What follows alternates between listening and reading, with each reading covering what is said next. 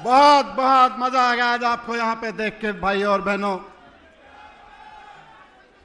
पूरी दिल्ली से, पंजाब से यूथ क्लब वाले भी आए हुए हैं, पूरी दिल्ली से आए हुए भाई और बहनों, पंजाब से, गुजरात से, गोवा से, उत्तर प्रदेश से, हरियाणा से, राजस्थान से और भी देश के कई राज्यों से आज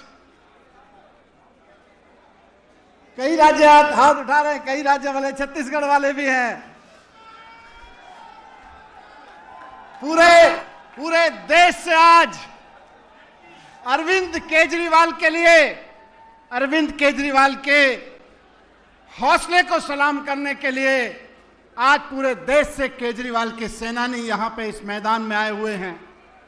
जंतर मंतर के उसी मैदान में आए हुए हैं जहां से आम आदमी पार्टी का जन्म हुआ था, जहां से आम आदमी पार्टी पैदा हुई थी। इसी ऐतिहासिक जगह से पैदा होके, इसी ऐतिहासिक जगह से पैदा होके आम आदमी पार्टी ने दिल्ली में ऐतिहासिक काम किए, पंजाब में ऐतिहासिक काम किए। 13 साल के अंदर अंदर दिल्ली, गुजरात, पंजाब, गोवा तक एमएलए खड़े कर दिए। ये एक ऐतिहासिक पार्टी इसी ऐतिहासिक मैदान से, जंतर मंतर के, इसी गोपाल राय जी ने कहा, इसी नीम के पेड़ के नीचे आम आदमी पार्टी पैदा हुई जिसने इतने ऐतिहासिक काम किए। लेकिन काम तो ऐतिहासिक किए। आजाद भारत के इतिहास में सबसे ज्यादा ऐतिहासिक झूठे आरोप भी इसी पार्टी के नेताओं पे लगाए गए। सबसे ज्यादा ऐतिहासिक साजिशें आपकी ऐतिहासिक पार्टी ने झेली। सबसे ज्यादा साजिशें, झूठ, सबसे ज्यादा प्रताड़ना अरविंद केजरीवाल जी और उनकी टीम ने झेली। ऐतिहासिक पार्टी ने ऐतिहासिक काम किए और ऐतिहासिक झूठ का सामना किया, ऐतिहासिक साजिशों का सामना किया, ऐतिहासिक प्रताड़नाओं का सामना किया। लेकिन एक और इतिहास रचा, बहुत ऐतिहासिक रूप से पाक साफ होके, कोर्ट सर्टिफाइड पाक साफ होके आपकी पार्टी आज फिर से जंतर मंतर पे खड़ी हुई है। खाली ये नहीं है कि किसी राजनीतिक मंच से आज कहा जा रहा है कि अरविंद केजरीवाल कट्टर ईमानदार हैं। संविधान के द्वारा बनाए गए कोर्ट के द्वारा कहा जा रहा है कि अरविंद केजरीवाल कट्टर ईमानदार हैं। कहते हैं ना कि काजल की कोठरी में कैसे ही सयान हो जाए, एक लीक तो लगी जाती है, एक काला धब्बा तो लगी जाता है। लोग कहते थे राजनीति ऐसी काजल की कोठरी है, जहां से गुजरोगे, जहां से घुसोगे तो एक ना एक धब्बा तो लगी जाता है। लेकिन सलाम है अरविंद केजरीवाल की उस राजनीति को जो काजल की कोठरी से नहीं, इनकी काल कोठरी से भी निकल आए, लेकिन एक काला धब्बा नहीं लगा पाए। एक धब्बा नहीं लगा अरविंद केजरीवाल पर, एक धब्बा नहीं लगा अरविंद केजरीवाल की राजनीति पर, अरविंद केजरीवाल की सरकार पर और अरविंद केजरीवाल जी की टीम पर। काजल की कोठरी से भी पाक साफ निकल के आई आज हमारी पार्टी। एक जरूरी बात लेकिन मैं कहना चाहता हूं आज। मेरे दादा फौजी थे, भारत की फौज में रहे। मेरे पिता सरकारी स्कूल में टीचर थे। मेरे नाना जी फ्रीडम फाइटर थे। मेरे घर में देशभक्ति का माहौल था। मैंने पत्रकारिता में भी देशभक्ति के भावना से काम किया। हमेशा सोचता था मैं, मेरे दादा ने, मेरे नाना ने, मेरे पिता ने मेरे अंदर देशभक्ति का जज्बा भरा। केजरीवाल जी ने उस देशभक्ति को रास्ता दिखाया और मुझे लगता रहा कि अगर देश के लिए अच्छे स्कूल बनाएंगे तो देशभक्ति होगी। मुझे लगता था कि देश के लिए अच्छे अस्पताल बनाएंगे तो देशभक्ति होगी। देश के नौजवानों को नौकरियां दिलवाएंगे तो देशभक्ति होगी। देश के व्यापारियों का व्यापार आगे बढ़ेगा, सरकार ऐसे काम करेगी तो देशभक्ति होगी। लेकिन आज 10 साल के राजनीतिक अनुभव के बाद और इन सारे अनुभवों से गुजरने के बाद इस जंतर मंतर की जमीन से मैं कह रहा हूं कि स्कूल बनाना देशभक्ति है, अस्पताल बनाना देशभक्ति है, नौकरियां दिलाना देशभक्ति है, व्यापारियों का व्यापार बढ़ाना देशभक्ति है। लेकिन आज की तारीख की जरूरत है कि नरेंद्र मोदी से भारत को मुक्त कराना भी देशभक्ति है।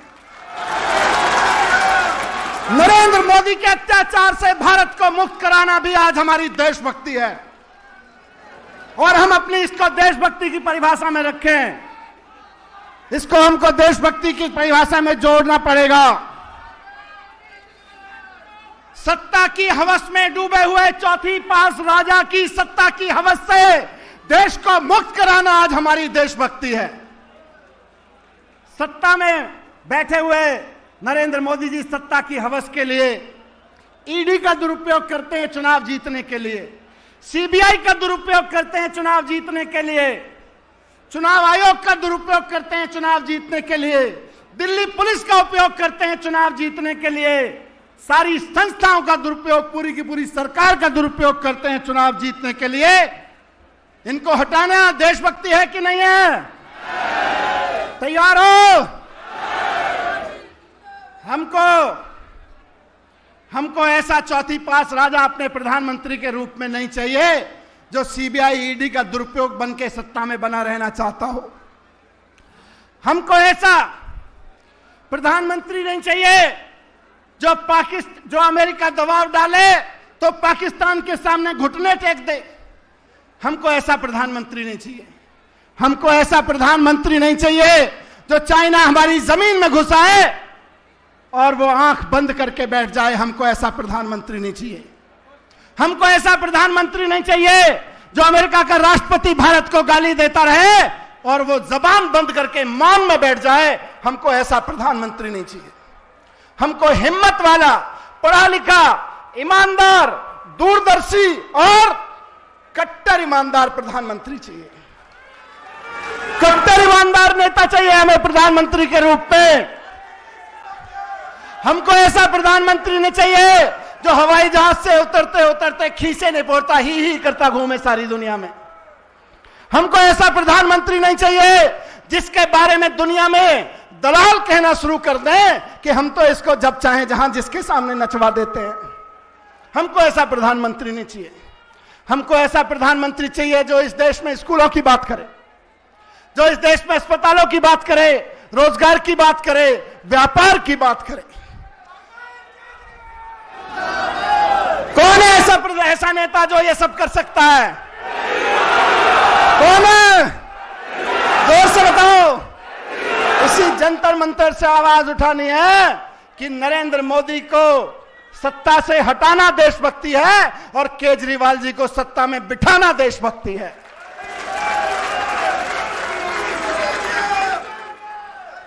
लेकिन खाली अभी तक भी नहीं हुआ।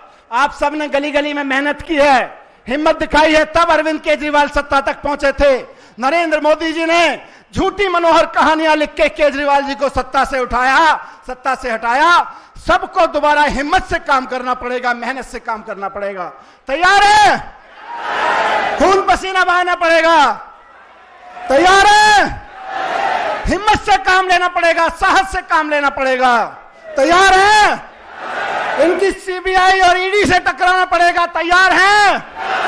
हिम्मत है? जोर से बोलो, हिम्मत है, हिम्मत है, हिम्मत है, हिम्मत है, हिम्मत है।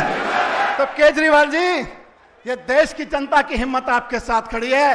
केजरीवाल तुम संघर्ष करो, केजरीवाल संघर्ष करो, केजरीवाल आगे बढ़ो, केजरीवाल आगे बढ़ो।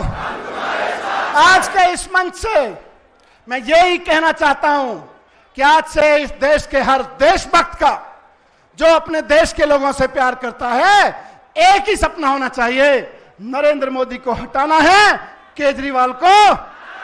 भारत माता की। बहुत बहुत धन्यवाद साथियों।